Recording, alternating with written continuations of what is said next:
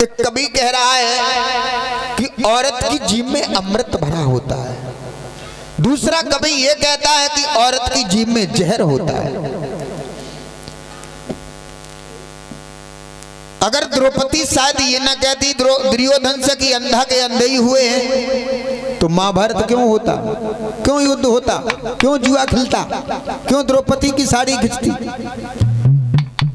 एक बात और बता दे कि जहां बड़े बूढ़े हों, हमारे सम्माननीय हों, वह माताओं को बोलना नहीं चाहिए। बोलना चाहिए लेकिन सोच समझ के बोलना चाहिए। दुर्योधन जिस समय पांडवों के भवनों को देखने के लिए चले हैं, तो वो भवन बताए गए कि इतने सुंदर थे, इतनी चमक आ रही थी कि जहां जल था वहां थल दिखाई पड़ता था, और जहां थल था वहां जल दिखाई पड़ता था। आखिरकार महाभारत नहीं होता। महाभारत क्यों हुआ? इसी वजह से हुआ, जब दुर्योधन गिरे तो द्रौपदी अट्टे पर खड़ी थी, ताली मार के हंसी। मैंने सोचा कि अंधा के अंधे ही होते हैं। द्रौपदी कह रही थी, मैंने सुना था कि अंधा के अंधे ही होते, वो भी बात सामने आ गई। और जो ये सुना कि अंधा के अंधे ही हुए, एक कहावत कही जाती है कि कानों से कानों कहो तो बूझे रूठ, और धीरे से पूछ ले भैया कैसे गई तेरी। धृष्टराज महाराज अंधे थे, जब ये कहा कि अंधा के अंधे हुए, कौन नहीं पिघल सकता। दुर्योधन ने जब देखा तो मेरे भैया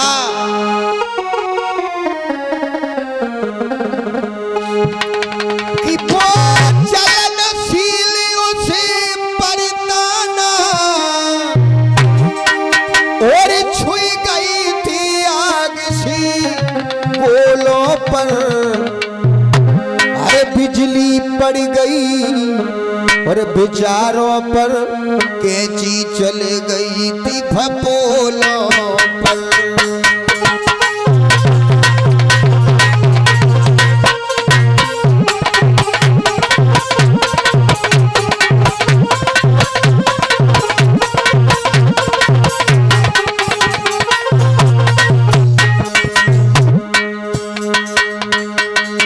द्रौपदी की बात सुनने के बाद दुर्योधन के शरीर में ज्वाला भड़क गई।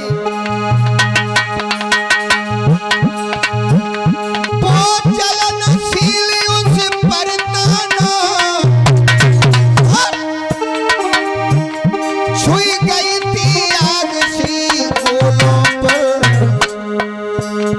बिजली पड़ गई विचारों पर, कैंची चल गई थी फपोलों पर।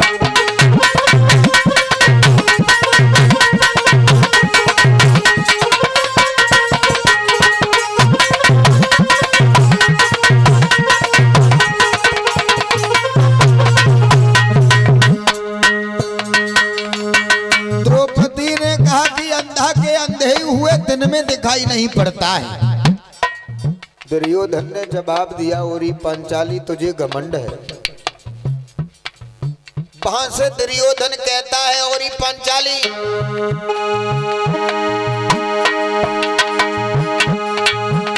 द्रौपदी समय वो आएगा, ये रंग भंग हो जाएगा, अंधा के अंधे होते हैं ये अंधा तुझे बताएगा।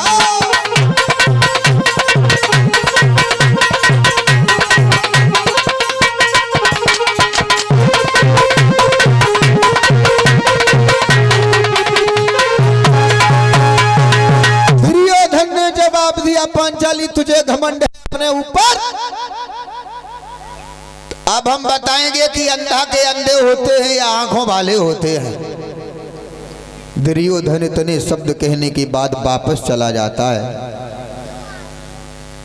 उसके बाद में मामा के बताए हुए कार्य के द्वारा जुआ खेला, जिसमें सब कुछ हार गए। हारने के बाद द्रौपदी की साड़ी खींची, आप लोग ये ना कहें कि इतनी जल्दी क्यों भाग रहे हो। तो अगर महाभारत की कथा तो 7 दिन कहो फिर भी पूर्ण नहीं होगी, तो बड़े बूढ़े बुजुर्गों से क्षमा चाहेंगे। द्रौपदी की जिस समय साड़ी खिंच रही थी तो द्रौपदी ने देखा, जिस समय अश्वत्थामा वो दुर्योधन के भाई दुशासन लेकर के द्रौपदी को सभा में पहुंचे थे,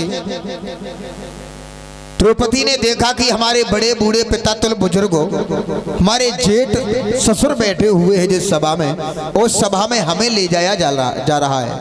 आखिरकार उस सभा में मैं कैसे जाऊंगी। दुशासन जबरदस्ती केशों को पकड़ करके ले गया। और एक बात का ध्यान रखना कि जिस इंसान ने स्त्री के केस पकड़े उसका सर्वनाश हुआ, क्योंकि नाश की घड़ी तो पहले ही पैदा हो चुकी थी। द्रौपदी ने जवाब दिया है कि उस सभा में मेरे सम्माननीय बैठे हैं, हमसे बड़े बैठे हैं, आखिरकार मेरा क्या काम है। जवाब दिया तो मैं बड़े भैया दुर्योधन ने बुलवाया। द्रौपदी को नहीं पता था कि हमारे पति हार गए।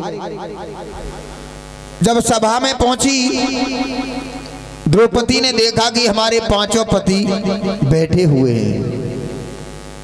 तो द्रौपदी ने मन में विचार किया, आखिरकार मुझे क्यों बुलाया। जब पता लगा कि वो ही बात को लिए हुए दुर्योधन बैठा था कि अंधा के अंधे हुए जुआ में हमारे पतियों को हरा दिया, हमारे पति सब कुछ हार गए, यहां तक हुआ कि मुझको भी हार गए। दुर्योधन ने जवाब दिया है दुशासन से, भैया दुशासन द्रौपदी आ गई हैं, हम सब अंधे हो, हमें तुम्हें दिखाई तो नहीं दे रहा है। अब ऐसा करो द्रौपदी की साड़ी खींचो, क्योंकि मैंने उस दिन वादा किया था द्रौपदी, मैंने अगर तुझे नग्न करके अपनी जंघा पर न बिठाया तो मुझे भी अंधे का पुत्र मत कहना, मुझे भी दुर्योधन मत कहना। दुशासन चला है द्रौपदी के पटों को खींचने के लिए।